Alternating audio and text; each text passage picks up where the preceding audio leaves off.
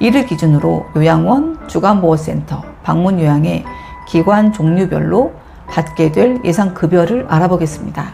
업무의 난이도가 수월해서일까요? 그건 절대 아니죠. 왜 요양보호사 급여가 이렇게 최저시급과 자꾸 비교해서 알아보게 되는 것일까요?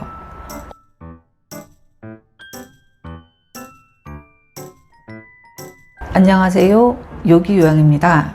지난 10월 31일 2014년도 장기요양 수가가 최종 발표되어 노인장기요양의 시설 종류별 요양보호사의 2024년도 급여를 알아보았습니다. 2024년 최저시급은 2.5% 증가해서 9,620원에서 240원이 올라 9,860원입니다. 그렇다면 시급을 월급으로 환산하면 2023년도 최저 월급은 15,580원인데 2024년도에는 최저 월급이 206만 740원이 됩니다. 약 5만원가량 오른 셈이죠. 이를 기준으로 요양원, 주간보호센터, 방문요양의 기관 종류별로 받게 될 예상 급여를 알아보겠습니다. 먼저 요양원입니다. 요양원은 주주 야야 비비, 야간 전담 근무 등 근무하는 유형이 다양하게 있지만 주주 야야 비비 이렇게 2교대 근무가 일반적인데 야간 근무가 들어가기도 하고 근무 시간이 길기 때문에 다른 기관에 비해서 급여를 조금 더 많이 받습니다. 올해는 210만 원에서 드물게 230만 원 월급을 지급하는 기관이 있음을 감안하면 2024년에는 215만 원에서 235만 원 정도로 예상할 수 있습니다. 요즘에는 도심에 요양원을 많이 짓지만 과거 공기 좋은 산속에 요양원이 많았고 직원들의 출퇴근이 그만큼 힘들기 때문에 외곽에 위치한 요양원도 급여를 더 지급해주고 있고 또 국가에서 운영하는 기관들은 추가 지원금이나 보조금으로 운영을 하기 때문에 직원들 급여가 더 많아서 그런 기관은 적게는 220만 원에서 많게는 250만 원 이상도 받을 수 있습니다. 개인이 운영하는 기관과는 달리 호봉을 인정하기도 하니까요.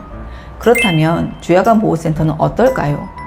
주야간 보호센터는 어르신을 픽업하는 송영이 있기 때문에 최저 시급보다 10만 원 정도 더 받는 것을 감안하면 215만 원 전후로 예상해 볼 수 있습니다. 송영과 관련 비용은 정해진 금액이 있는 게 아니라서 기관별로 지급 금액이 달라요.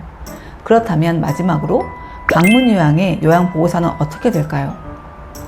방문요양보호사는 다른 급여 종류와는 달리 연차가 시급에 포함되어 있다고 보면 됩니다. 원칙적으로 월 60시간 이상과 이하의 근무 시간으로 나누어서 시급을 나누는 게 맞습니다.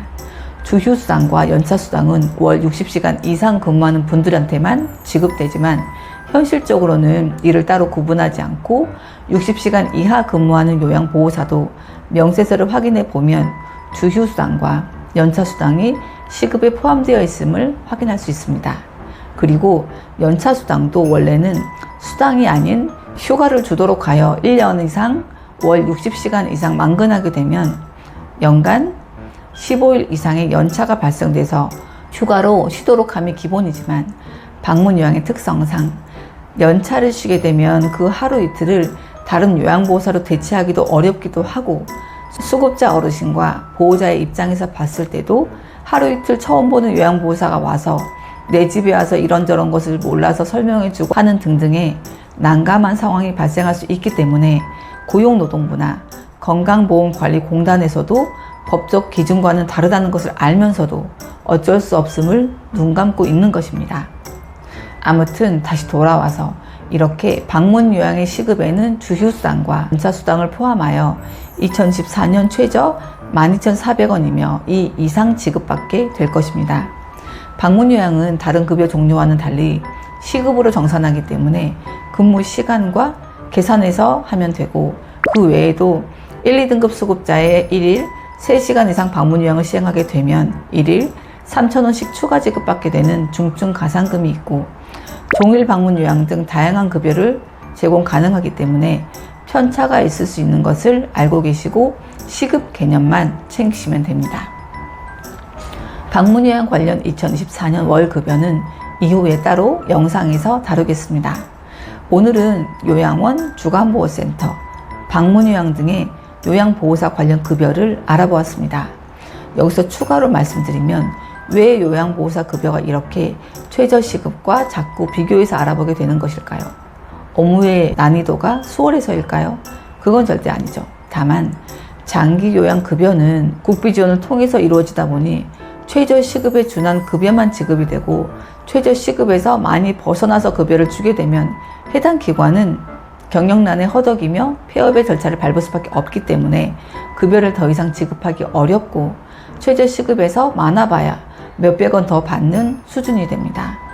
이외에도 요양원에서 5년 이상 근무하면 선임요양보호사 제도를 활용해서 월 15만 원 급여를 더 받을 수 있게 되고 여러 가지 추가 급여를 챙길 수 있습니다.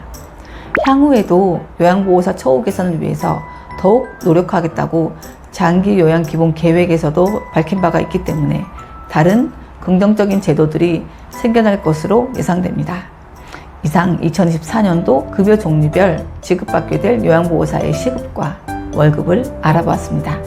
끝까지 시청해 주셔서 감사합니다. 요기요양이었습니다.